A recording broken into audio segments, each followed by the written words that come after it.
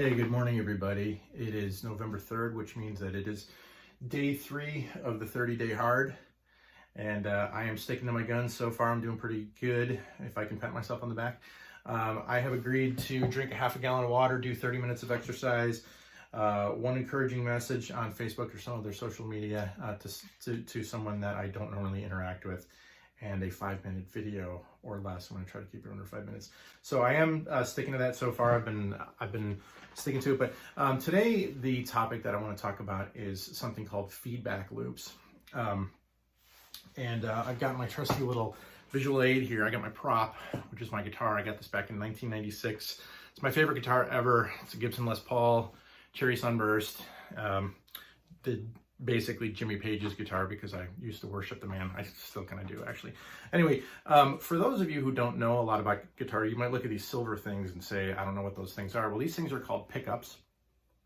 And what pickups do is they do exactly what they sound like they do. They pick up sounds and vibrations in their environment, and they turn those sounds and vibrations into a signal. The signal then comes out of this little jack in your guitar, which is usually you plug a cord into it. That cord shoots the signal into the amplifier, and then the amplifier turns into a sound, right? So, but what happens if you play a note and then you lean your guitar up against the amplifier? Well, the note, the original note, turns into a signal, hits the amplifier then spits out a sound which gets picked up by the pickups, and then this feedback loop starts and just keeps going and going and going. In fact, you can play one note. In fact, you don't even have to play a note, because the vibration just from the amplifier itself will do the job. You can lean your guitar up against the amplifier and it will put out this screeching, horrific feedback. You can leave that for hours. You can go out to dinner, you can go to the grocery store, you can go on a 2-week vacation if you want, and lean your guitar up against your amplifier with the amplifier turned on. And when you come back from your 2-week vacation, it will still be making that horrific noise. So in other words, feedback loops take on a life of their own, which is just interesting. That you are no longer a part of the equation once a feedback loop starts to gain traction, if you will. So I've got some other visual aids here for you guys. This is something that I call the Romeo cycle. This is a work feedback loop. It's not a good one. It's a bad feedback loop.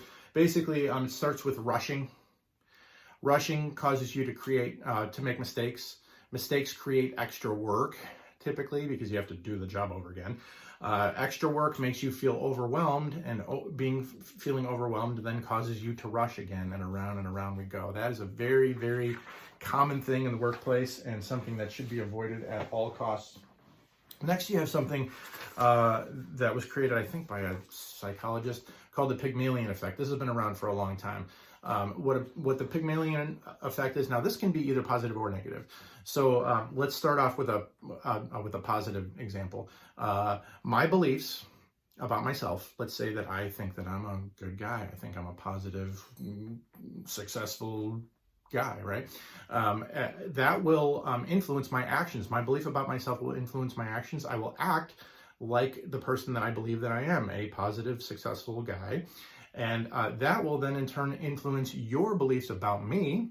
And then your beliefs about me will then thereby influence your actions toward me. And then that will then reinforce my original belief about myself, that I'm a good guy, right?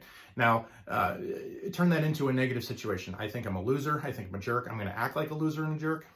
And then my behaviors of acting like a loser and a jerk are going to influence your beliefs about me. You're going to say, this guy's a loser and a jerk. And then that's going to influence your behavior toward me. You're going to treat me like a loser. You're going to treat me like a jerk, which will in turn reinforce my beliefs about myself, that I am a loser and I am a jerk. But it all starts, just like the other one, it all starts with the top, which is your beliefs. But the good news about this whole thing is that it starts with you, right? It starts with your beliefs about yourself. It starts with your actions. So if you want to change your environment, you want to change your relationships, you want to change your work environment for the better, then change your beliefs and change your actions. Have a good day.